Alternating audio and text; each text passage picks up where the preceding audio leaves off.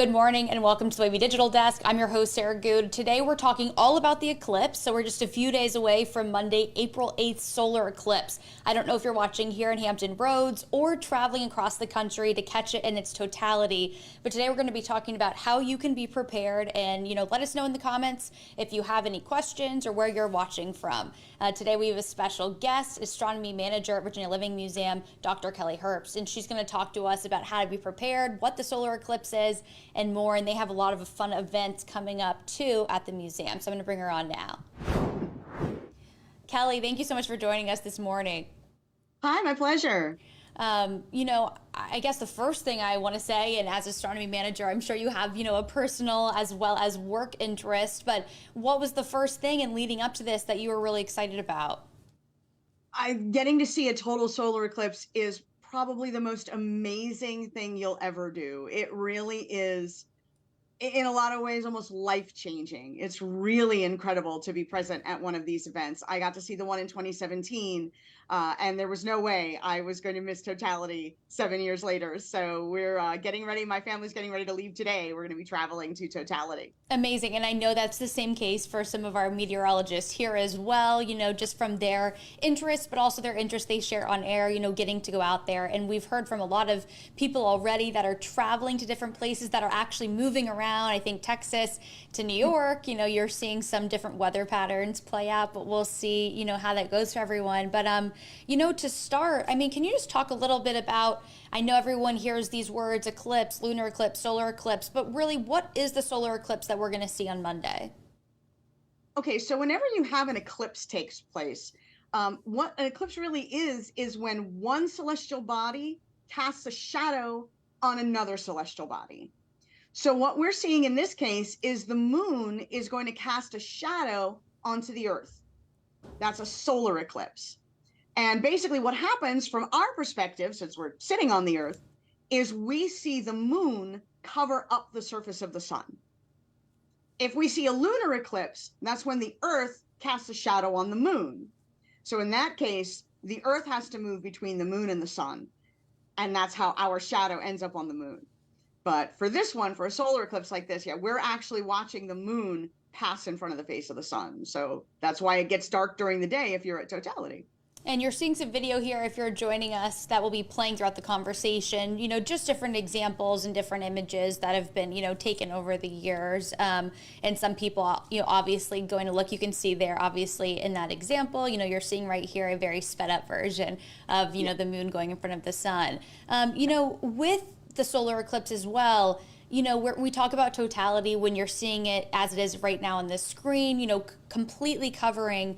But what happens around that percentage if you're maybe getting more in the 80s and 90s versus that 100%? Right. So you'll hear talk about going to totality, like I was talking about what I'm going to be doing. And then you'll also hear about having a partial eclipse. So I've stolen a couple of toys from my cat so that we can do a little demo here. Okay, so we're going to use this little purple ball. Okay, so this is going to be our sun. And then I'm going to use this little green ball as the moon. Okay. And so what we're going to see when we go to totality is we're going to see the moon come across the face of the sun and completely cover it up, just like that, completely cover the disk of the sun. Now, the sun is about 400 times bigger than the moon, but it's also 400 times further away. So when those two line up, the moon covers the sun exactly, which is hard for me to do with my hands.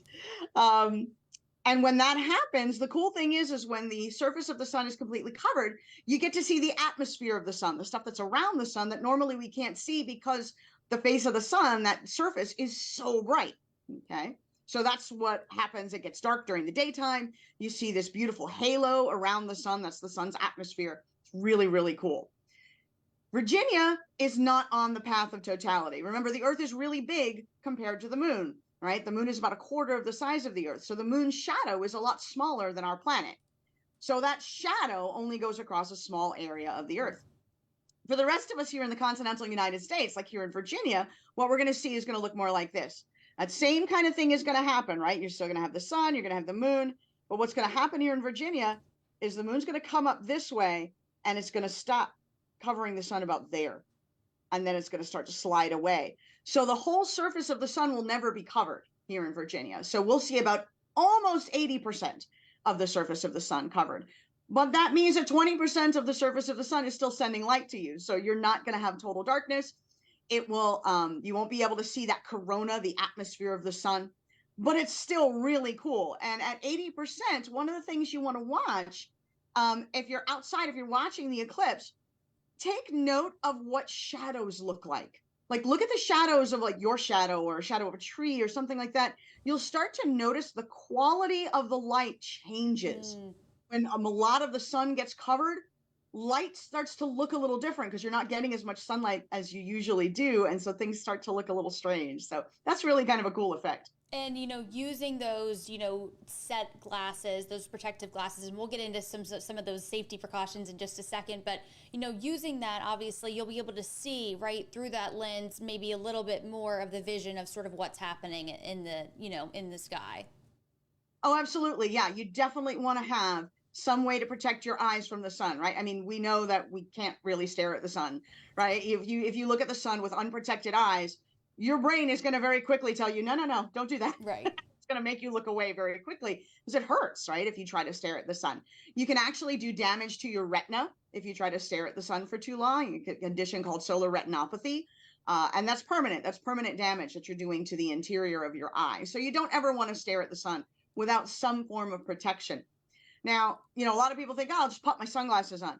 Sunglasses are not designed to protect your eyes from direct sunlight. They're designed to protect your eyes from reflected sunlight, glare from sunlight bouncing off of the road or cars or other things around you. These solar eclipse glasses are designed to reduce the amount of light that comes in through these lenses to less than 1% of the light that impacts the outer surface. So when you have these on, when I put these on right now, and yes, if you wear glasses, you can absolutely put them on right over your glasses. That's what I will be doing. When I put these on, I can't see a doggone thing right now, and that's good. Right. You put your solar glasses on. If you have solar eclipse glasses left over from like the last time we had an eclipse in 2017, check them before you use them to view the sun. If you put them on, you shouldn't see anything through them at all. If you see little pinpoints of light, that means those lenses have been damaged in storage. You want to throw those away. Don't use those if you're able to see any light through them at all.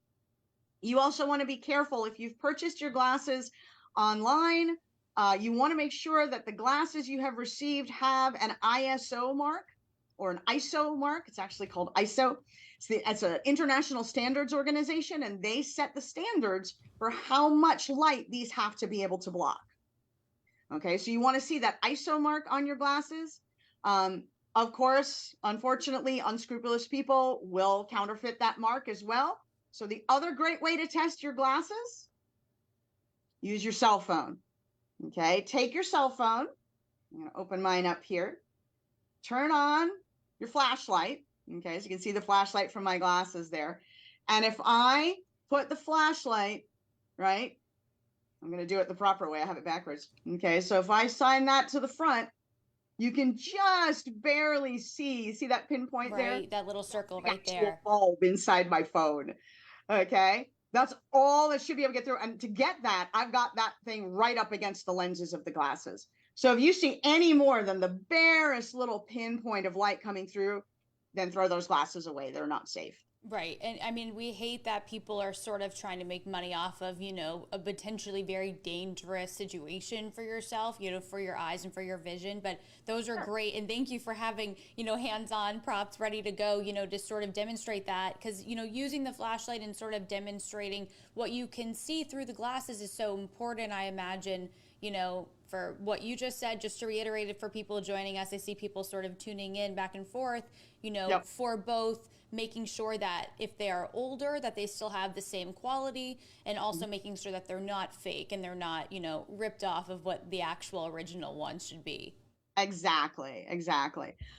You want to make sure that, like I said, your glasses are no pinholes, no pinpoints cut out of them or anything like that. And again, just try that trick with your cell phone. If you hold it up and right up against that lens, and then look through them, you should barely be able to see that LED filament inside your phone. If you can see that, you're okay. If you see more light than that, it was like, oh, look, I can see like a lot of light coming through. Just throw those away. Keep your eyes safe. And I think people are also curious, with the percentages, how much light is going to be, Mm-hmm. in their environment. So I know that where you're going to in totality, it will obviously get, very dark where you Yep. are. But here, what are we going to expect in, sort of these outer places? Here in Virginia, like I said, we have not quite, it's almost 80% coverage at the Virginia Living Museum. So, with that level of coverage, you definitely got a chance to see a potential dimming. It's amazing how much of the sun can be covered up and it still looks normal. So for a lot of people, if they're not tuning into something like this, if they don't happen to follow the news, and no, they will never know something went on. They will go through their whole day and not realize something happened.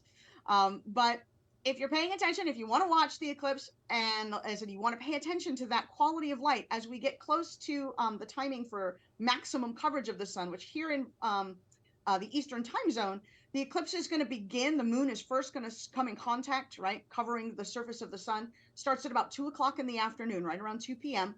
Maximum coverage is going to be about 3:22 in the afternoon. So it takes a while, right? The moon is only moving in orbit around us, but so fast. So it's going to take a while for that coverage to happen. But then at about 3:22, it'll be maximum coverage here in Virginia, about 80%. And definitely take a look around you. Notice those shadows. What do the shadows look like? Do they look normal? Does the light look normal? It's very hard to describe. When you experience it, you'll know. Right, and then everyone send your pictures in once you see it, or give us your report on sort of what you're seeing. I did want to quickly, and I'm going to put this online as well, and I have linked to Virginia Living Museum events as well on the website. If you're on Facebook, it's already linked in the chat. But Virginia State Parks actually just released a list of some of the best places to see from, and these are mostly in the western part of Virginia, but just a couple hours drive if you do have the time on Monday. I just want to read the top three right now. It's Wilderness Road, Sweet Run, and Southwest Virginia Museum are those top three. There's a whole list, about 10, that are above that 85% obscurity as they list it, and so I'll put that list out. But again, they're saying time of peak is around that 3:09 to 3:20 p.m. I think is sort of how they're listed here, and then it will end about 4:25, 4:30, depending on exactly where you are. But I'll list this as well because I thought that was a really fun ad from Virginia State Parks. If you are able to even just get a little bit away, maybe you can't get all the way to totality, but just traveling out to the western part of the state. Yep. Kelly, Yeah, the further west you go, the more coverage you'll get of the sun because you're getting closer to that where that shadow actually is, so that total part of the eclipse. Yeah. right, absolutely, and how much of a difference does that make in terms of even what you can see through, the glasses? Well, of course, the further west you go and the closer you are to where the eclipse is total, the more of the sun is going to get covered. So you're going to definitely notice a difference. You're going to see less and less of that solar surface, less and less light coming to you as we get close to totality. Again, that's going to change that quality of light, the way shadows look. Things are definitely going to be different. The more of the sun you can get covered, the more amazing it's going to look. And of course, if you can get to totality, that's where it's the most incredible. One thing to be careful of, though, of course, a lot of people are all going to be doing that same thing, right? So if you are thinking of traveling on Monday, whether for the eclipse or not, you definitely want to make sure to give yourself lots of extra time, especially in that 2 to 4:30 window, because people are going to be trying to get to a place where they can see the eclipse well, trying to outrun clouds or things like that may be going on. What I always advise people: never, ever, ever pull over on the side of the road to try to watch the eclipse.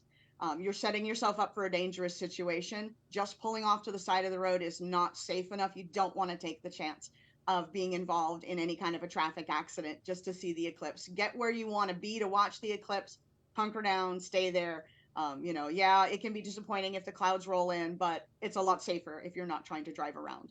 And that's great, that personal take. I mean, is there anything else that you have, personally from experience that you want to share with people, when they're planning out their Monday? Yeah. If you don't have the opportunity to get glasses, if you haven't got them yet and you don't have the opportunity to find glasses somewhere, I do know that, just to plug my museum. The Virginia Living Museum gift shop does currently have solar glasses available for sale, so you can get them from us. But if you don't have the opportunity or time to get that, the coolest way to view the eclipse is with your own two hands. Take your hands and make a lattice out of your fingers, and then kind of angle it so that the sun shines through the little holes, the spaces between your fingers. And what you'll see is, instead of seeing little square holes like you made with your fingers, you will see little curved sun crescents. Okay, because your hands essentially are acting like a pinhole viewer. On that center video I've been watching, you've got different ways of viewing the eclipse, and I've seen a lot of people, especially kids, holding up little pinhole viewers that you peek through, where you poke a hole in a box and you look that way. You can do that with nothing more exciting than your fingers, which is great because you don't have to remember to carry anything. All Right. you And you've been talking about how cool it is, the shadows and noticing that. So what an interesting way to view it. Yeah, it's really fun. Look at trees too. When light is dappled through trees, through leaves, you get the same effect. You'll see all these little sun crescents on the ground because the spaces between the leaves act like a pinhole camera. Amazing. And the other thing I wanted to say too, you talked about your museum is Virginia Living Museum does have some events planned in the morning and in the evening. Can you tell us a little bit about that? And then I have it printed out here as well to share some details. But from your take first, what is going on Monday? Yeah, you betcha. So we're going to start during the early part of the day before the eclipse begins. We're going to have 3 showings of our Eclipse 2024 planetarium show in the Abbott Planetarium. That's going to show at 10:30, 11:30, and 12:30. And that kind of just gives you a background about eclipses, specifics about this particular eclipse, and then information about upcoming eclipses as well. So just like a 30-minute program all about eclipses and everything you might ever want to know about them. And then following that, starting at 2 p.m., we're going to have folks out in our conservation garden, and they'll have telescopes set up. There will be other means by which you can view the eclipse. We'll have a bunch of different possibilities for you to try out so that you can watch the eclipse with us. And of course, we'll have our educators on hand to interpret and show you what's happening, tell you about what's going on. And that'll go from 2 to 4:30 throughout the entire duration of the eclipse. We'll watch it the whole time. And then in the main building, we'll actually have an area set up where we're hoping, assuming the internet works for us, behaves, we're hoping to have a live webcast from Totality visible as well, so that you can go in and watch what it looks like when the sun is completely covered. And you can see that video from I'm not sure where we'll be able to get it from. It's going to have to depend on who's got the best bandwidth at that point, because a lot of people are going to be watching online. No, but how fun to be able to watch that with the community there and be excited together. I know that, there are going to be people watching, whether hopefully in a safe location, as you pointed out, from here with, their viewfinders and stuff. But, to be able to watch together, I think that is a special opportunity. Yeah. And just a quick note so that people are aware, to come to the museum to view the eclipse. We will, it's regular museum admission. That's included, just coming in and watching at the conservation garden. If you come to visit the museum, that's included with your admission. If you do want to attend one of those planetarium shows, there is an additional charge for those.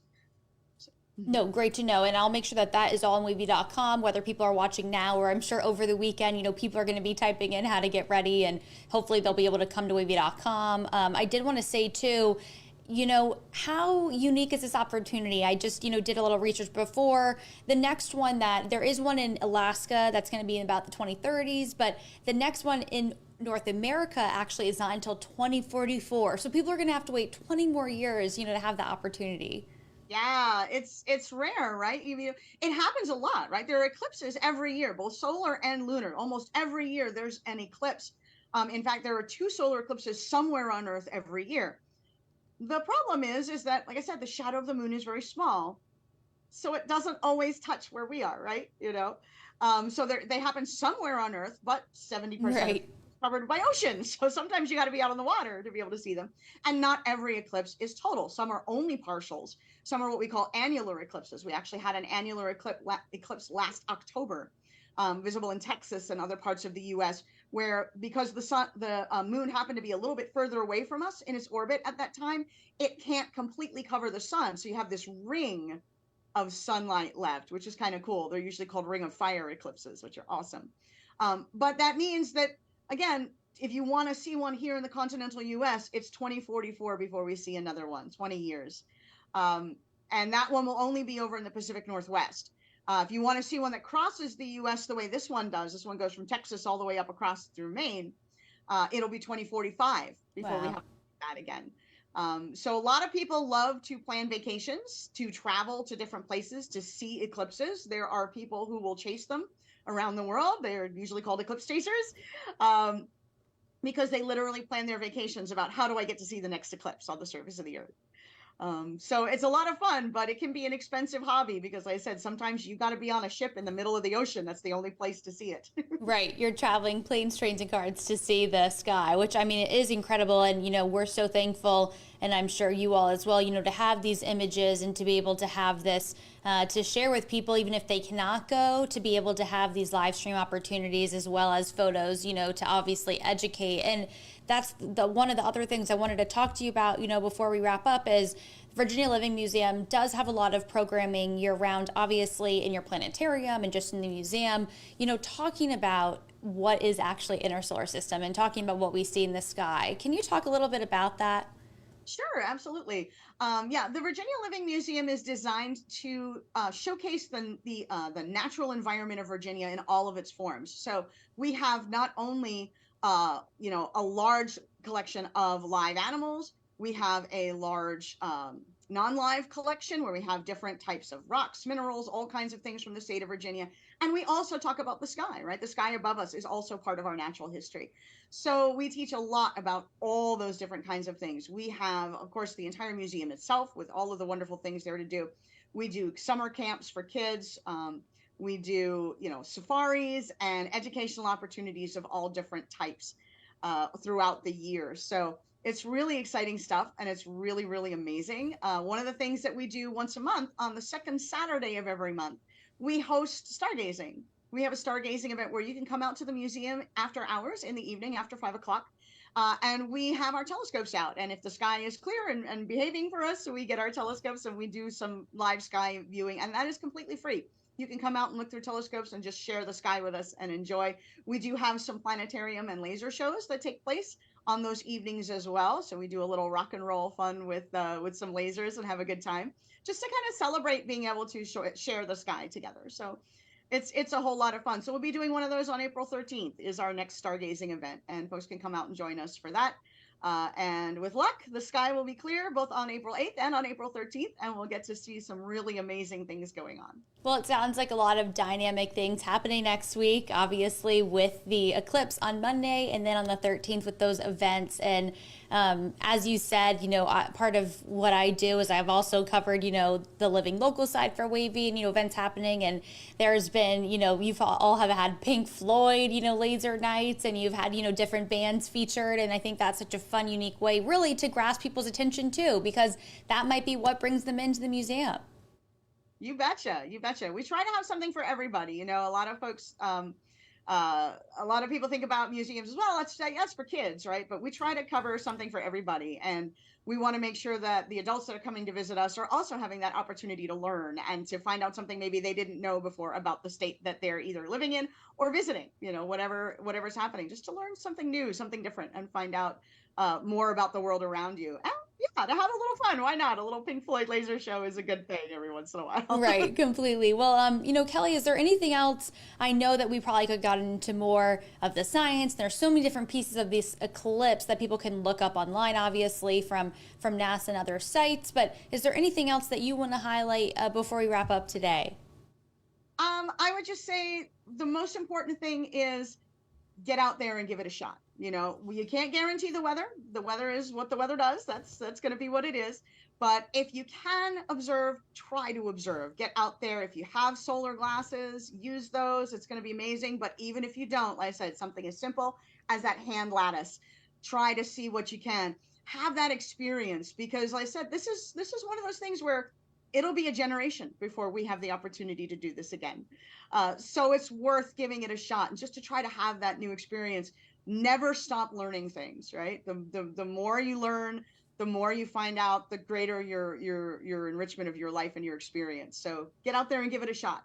Absolutely. Well, Kelly, hopefully you have a great viewing experience on Monday. I'll be thinking about you. And then for anyone watching here, you heard about the Virginia Living Museum's events. There will be live streams available probably around the country that you can view. Make sure to stay up to date. Wavy.com has a lot of links and resources available for you, including a really cool finder of your city and what time it'll happen and what your view is going to be like. So go to wavy.com. It's linked right here if you're on Facebook, and if you're watching on wavy.com, just take a look at the links in the article to find out more, as well as head over to the Virginia Living Museum's page and figure out how to get involved with their events on Monday and the next week. But Kelly, thank you so much for joining us this morning.